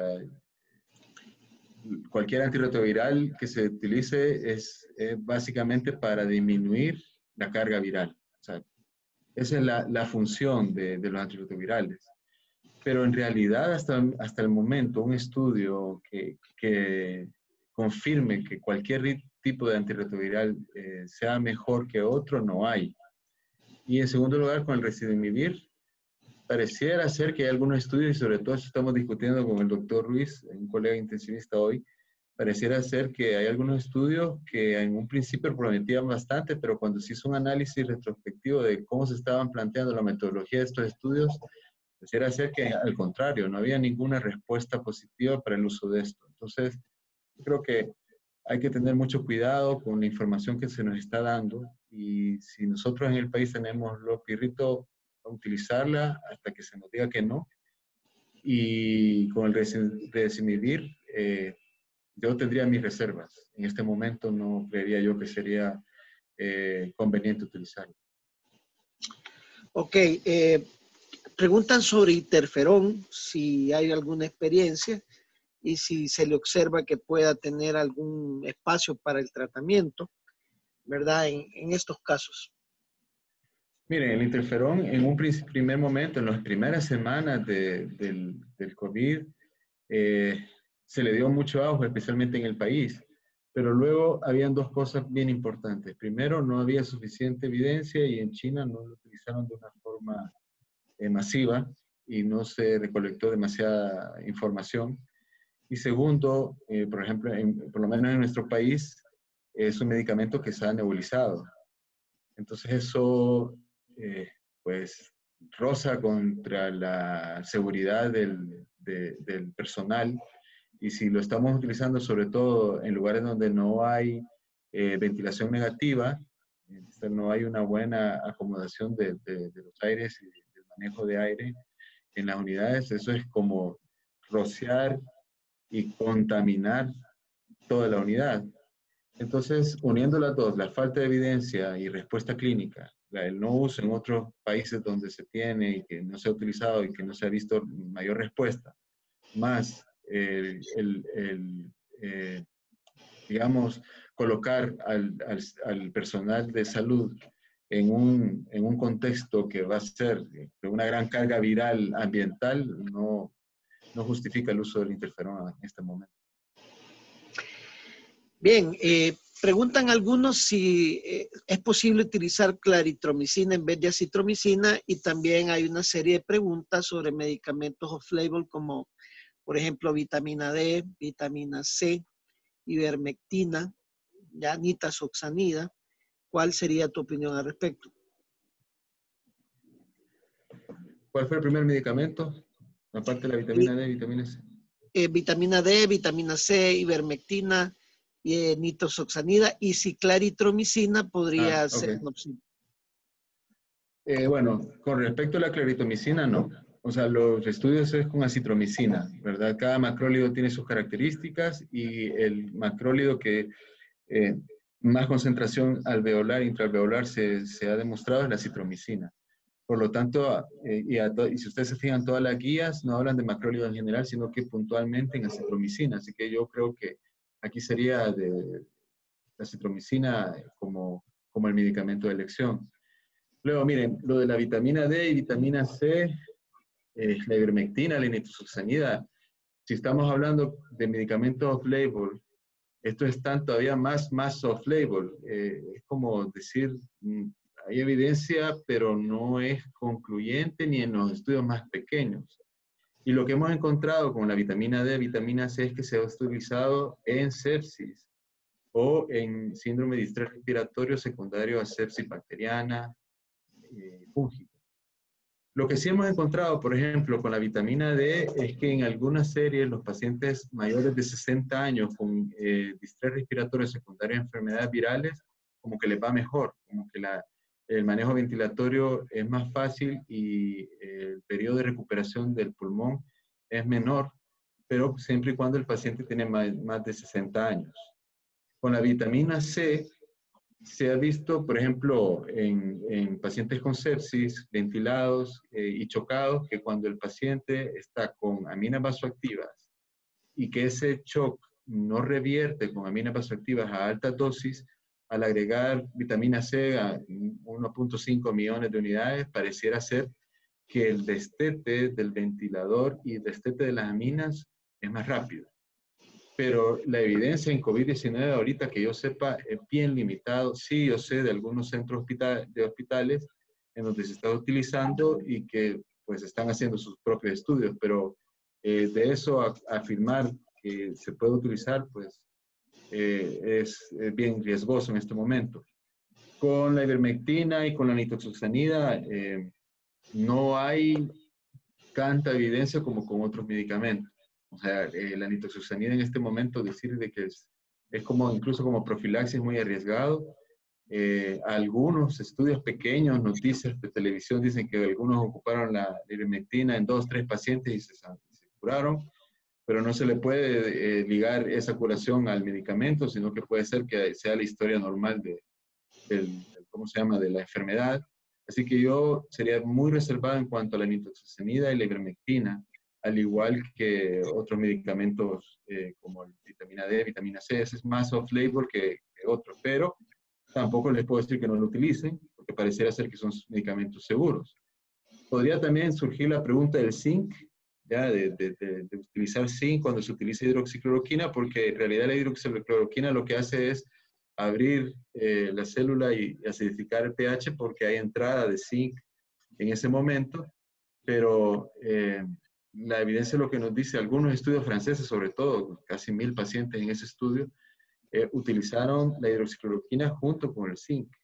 Entonces eso quizás es lo que nos podría decir que hay que usar zinc, pero o sea, no es una recomendación o no hemos encontrado tanta evidencia como para decirle, mire, sí, cuando ocupe hidroxi, utilice zinc. Más que todo nos guiamos por lo que hemos encontrado, que es solamente la hidroxicloroquina. Pero si lo ocupa zinc, al menos piel tersa y fuerte va a salir de la UCI. Sobre los famosos AINES, aquí preguntaron algunos. Bueno, yo creo que los salvadoreños sabemos la historia del ibuprofeno aquí en nuestro país, porque hubo una colega que, creo yo que de una forma irresponsable, dijo que el ibuprofeno era la cura para el virus. Si no lo sabían los extranjeros, pues sí, es cierto. Propuso el ibuprofeno como la panacea para curar el virus. Miren, en todo paciente con una infección viral, el medicamento para control de dolor y fiebre es el acetaminofén o el paracetamol de entrada, ¿ya? Hay otras infecciones virales, nosotros tenemos mucho dengue, mucho zika, mucho chikungunya, que está no recomendada el ibuprofeno porque hay plaquetopenia. Y si estamos hablando de pacientes que pueden tener una vasculitis o una coagulopatía intravascular diseminada, yo recomiendo no utilizar ibuprofeno a no ser que sea una indicación bien puntual. Los AINES como la aspirina, ibuprofeno, indometacina, reservarlos solo para cuestiones bien puntuales, pero en sí los AINES, evitarlos, especialmente en aquellos pacientes que tengan ya manifestaciones hemorrágicas, plaquetopenia, etcétera. Así que yo no estoy de acuerdo de utilizar el ibuprofeno como un analgésico o un antiinflamatorio en estos cuadros. Preguntan sobre si hay algunos marcadores desde el punto de vista del laboratorio que permitieran establecer algún pronóstico. Sí. De hecho, eso estamos revisando con el doctor Ruiz hoy, un artículo de Cochrane sobre la anticoagulación y la profilaxis, y mencionan que el dímero D es un marcador de severidad y de gravedad. Si un paciente debuta con un dímero D elevado, ese paciente va a ser un fenómeno protrombótico, pero severo y catastrófico. Entonces, y de hecho por eso está en nuestro protocolo como un marcador de severidad. Si usted tiene un paciente con dímero D elevado, no dude, anticoagúlelo. Ese paciente en cualquier momento le va a dar fenómenos protrombóticos. El otro marcador que nosotros, bueno, lo ideal sería medir interleucina 6 para medir qué tan grande es la respuesta inflamatoria, pero no todos los laboratorios en nuestro país lo tienen. Entonces nos hemos limitado a la proteína C reactiva, que sabemos que eso también se puede prolongar o elevar por cualquier cuadro inflamatorio. Sin embargo, en el contexto de un paciente con una neumonía grave por COVID, con dímero D elevado y proteína C reactiva, ese paciente está bien inflamado. Y ese es el paciente que podría deteriorarse en las siguientes horas. Luego, otros exámenes que son menos específicos, pero podríamos ocupar la ferritina, por ejemplo, especialmente cuando sospechemos que el paciente está entrando en un problema inflamatorio severo. Si la ferritina se va alterando con el tiempo, ese paciente se está inflamando y tenemos que reevaluar nuestros estudios. La BNP, el factor natriurético atrial, también cuando ya nosotros sospechemos que ya hay una falla cardíaca incluso. Y otros marcadores como la troponina, si sospechamos también con embolia pulmonar y con alteración del ventrículo derecho, etc. Pero si ustedes me preguntan a mí cuál serían los marcadores séricos ideales, sería primero la interleucina 6, el dímero D, la ferritina, y si no se tiene eso, pues ocupar otro tipo de factores como las troponinas y la proteína C.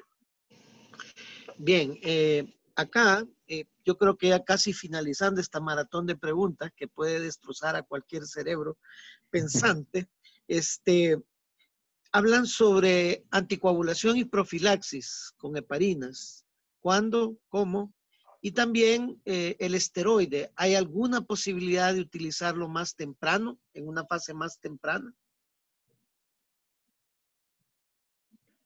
Bueno, yo creo que son preguntas válidas y quizá voy a empezar por la última, lo del esteroide.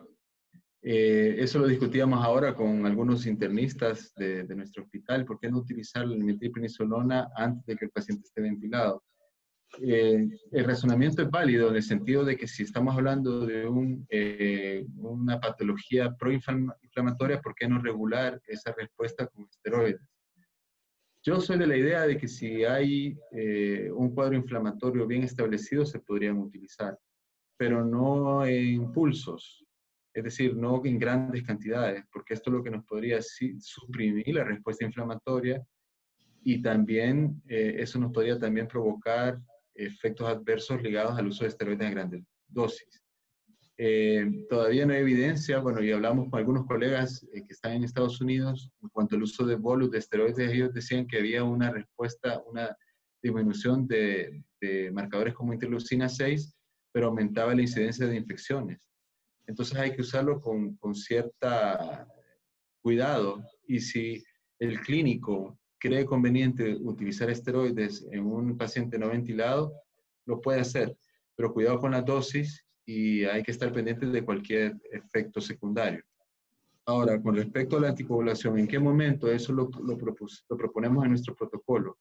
El paciente que está ingresado y solo está con una neumonía leve, es decir, solo hay un poquito de disnea, el paciente está febril, pero no requiere mayor cantidad de oxígeno más que una cándula nasal, ese paciente se podría dar tromboprofilaxis, ¿no? Solamente, obviamente, monitorear sus exámenes, su dímero D, su proteína C, su ferritina diariamente o cada 2 días. Ahora bien, si el paciente que tenga, a pesar de tener una neumonía leve, tiene dímero D elevado, aquí en nuestro país es de 1500 unidades, miligramos o 1.5 microgramos por litro, por decilitro, perdón. Si esa frontera, ese borderline es sobrepasado, ese paciente se tiene que anticoagular. O sea, ese paciente está trombosando ya. Entonces, si empezamos como tromboprofilaxis, tenemos que monitorear el dímero D y la proteína C reactiva, porque ellos nos van a decir el momento en que se tiene que anticoagular. Y por protocolo nosotros decimos que si un paciente entró en neumonía grave, sobre todo si tiene el fenotipo L, y si el paciente ya está en ventilación mecánica, es mejor anticoagularlo en ese momento y después vigilarlo. Si el paciente no estaba en embolia pulmonar, pues valorar si se quita la anticoagulación. Pero sí o sí esos pacientes, creo yo, se tendrían que anticoagular monitoreando los exámenes de coagulación. Ok, pedimos disculpas a los colegas hematólogos y cardiólogos porque obviamente cada uno de su especialidad ha estado preguntando sobre problemas como vasculitis, púrpuras catastróficas, también los cardiólogos preguntando sobre el uso de los antiagregantes, dejarlos, quitarlos, otros preguntan sobre los IECA, ARA2. Queremos decirles que ya pronto tendremos 2 conferencias de webinar específicamente para el área de hematología, ¿verdad? Y para el área de cardiología. Esperaremos hasta ahí para que podamos tener a los expertos y que nos puedan ilustrar un poco sobre esto, porque creemos que cada quien en su área. Una pregunta final, doctor Bello, ¿va a estar a disposición el protocolo en algún momento para quien lo quiera utilizar?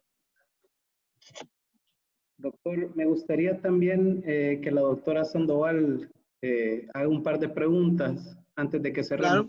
Claro. Procedamos. Con respecto al protocolo, sí. Todavía hoy en la tarde estamos haciendo algunas modificaciones, especialmente de forma más que de fondo. Así que yo creo que lo más probable es que ya para mañana o a más tardar a principios de la otra semana esté ya el protocolo final. Y aquí quiero insistir, y eso se lo digo cuando me reúno con los colegas, ese protocolo puede tener estos medicamentos hoy, 23 de abril, pero el 30 de abril pueden haber desaparecido dos medicamentos de ese protocolo y aparecer otros. la evidencia va aumentando poco a poco y yo creo que nosotros, la responsabilidad nuestra es apegarnos a lo que tenemos como evidencia y irlo modificando de acuerdo como la evolución de la información vaya evolucionando. Entonces, el protocolo que sería la segunda edición, creo que para la otra semana ya estaría publicado, pero hay que estar pendientes de que los cambios que se van produciendo a medida que pase el tiempo. Bueno, dejamos el tiempo para Xochitl. Bueno, he disfrutado mucho esta conferencia. Gracias a todos por esta plática tan interesante de cada uno. Hemos estado previamente hablando con el doctor Hugo algo sobre la inmunopatogénesis de esta enfermedad y un poquito apuntando a todo lo que tiene que ver con inmunomoduladores. Tengo realmente dos preguntas para ustedes que están teniendo la experiencia de manejar los pacientes. La primera es, bueno, ¿podríamos considerar la inmunoabsorción un tratamiento adyuvante? En este caso, especialmente en pacientes graves. Esa es la primera. Y la segunda, hace unas 5 a 6 semanas hablábamos en el instituto del papel de los esteroides y yo estaba muy anuente a utilizarlos en pacientes moderados para evitar que evolucionaran a graves, haciendo un razonamiento clínico de la situación de los pacientes, pero tratando de ser muy cauteloso con las dosis, utilizando no dosis ni siquiera intermedias, sino mínimas y por periodos muy autolimitados de tiempo. ¿Qué opinión les merece a ustedes que utilizáramos una dosis mínima de esteroides y con tiempos más cortitos para tener éxito, especialmente para cortar esta evolución, que ya he escuchado algo sobre esto, de lo que han estado hablando, pero ¿qué les parece esta alternativa de considerar la inmunoabsorción como una posibilidad de tratamiento adyuvante? Los puedo escuchar a todos, me encantaría escucharlos. No sé, doctor Hugo, si piensa usted. Yo tengo una impresión de que esta enfermedad a nivel tisular se comporta como una túrpura trombótica trombocitopénica, como un síndrome urémico hemolítico. Estamos de acuerdo, doctor. Casi. ¿Me escucha? Sí, lo escuchamos y bueno, yo estoy de acuerdo con usted bastante. Entonces, hemos pensado que, es más, mañana vamos a comenzar un paciente con plasmaferesis para ver, este es el paciente que ha tenido más problemas vasculíticos que tenemos y mañana vamos a comenzar. No hay nada escrito como diría el doctor Bello, esto es anecdótico y vamos abriendo camino. En cuanto a esteroides, nosotros estamos utilizando esteroides a dosis de 60 miligramos de solumedrol cada 6 horas en pacientes que demostramos que vamos siguiendo la trayectoria de los niveles de ferritina, de los niveles de proteína C reactiva. Y si están por ahí por el día 10, de cuando pensamos que es el día 10 de la infección, hemos comenzado esteroides, estamos teniendo un protocolo de 3 días. Por eso también es algo que hemos adaptado de colegas experiencias en Italia, experiencias en Nueva York y en Nueva Orleans. Ok, gracias. No sé, doctora, si también han revisado algo sobre la Cytosol en cuanto a reabsorción de factores de inflamación. Sí, a eso me refería también. En Panamá estamos en contacto con algunos colegas, especialmente con el doctor Cándido Amador, que es un intensivista panameño, y con el doctor Ugarte de Chile, otro intensivista que está en Chile, a la redundancia. Pero ellos, o sea, hablar de que la microabsorción de partículas inflamatorias podría ayudarnos es una interesante propuesta. De hecho, el doctor Amador ha estado tratando a sus pacientes en Panamá con Cytosol en los pacientes que lo requieren, y según él, aunque no ha publicado la serie que él tiene, les va muy bien.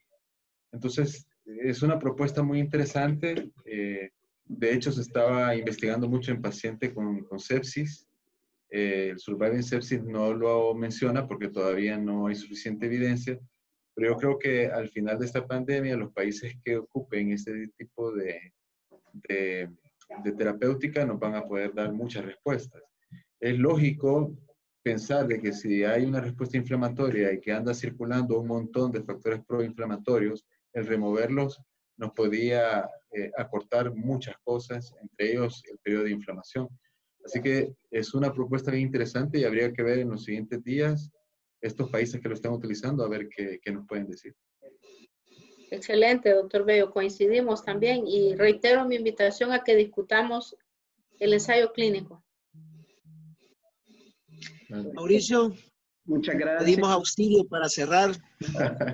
Muchas gracias. En realidad, este webinar son increíbles. Es una gran emoción para nosotros que tengamos a tantos participantes. Hoy tuvimos más de 700 participantes, más de 140 preguntas. Definitivamente esto nos impulsa a que sigamos trabajando en estas iniciativas de unir a diferentes expertos que están viviendo esto de primera mano. En realidad estamos muy agradecidos con el doctor Ungo, con el doctor Bello, la doctora Sandoval, el doctor Segura, que iniciamos estas iniciativas con el piloto de cuidados intensivos. Quisiera terminar nuevamente agradeciendo al McNulty Foundation por el apoyo que nos ha hecho para que podamos llegarle a más personas por medio de estos webinars. Tenemos un canal de YouTube que pueden suscribirse ustedes para recibir cuando es que se suman los videos que estamos grabando. Esperamos poderlo subirlo en los próximos 2 días. Y también al final de cerrar este webinar van a haber preguntas, pero si no, este es el correo electrónico covid-19@basichealth.org por si tienen algunas preguntas. Y aprovechar y hablar del siguiente. Tenemos un fin de semana muy interesante. Hemos tenido colaboración de todos los colegas, han sido de Estados Unidos, y este fin de semana vamos a tener 2 webinars seguidos. El primero, manejo de sepsis, sedación y analgesia en pacientes COVID-19. Esto ya con colegas de España que son de los primeros que estuvieron en la línea de batalla contra esta enfermedad. Y después el día domingo vamos a tener de colegas de España con la Asociación de Radiología, otro webinar sobre imagenología en pacientes COVID-19.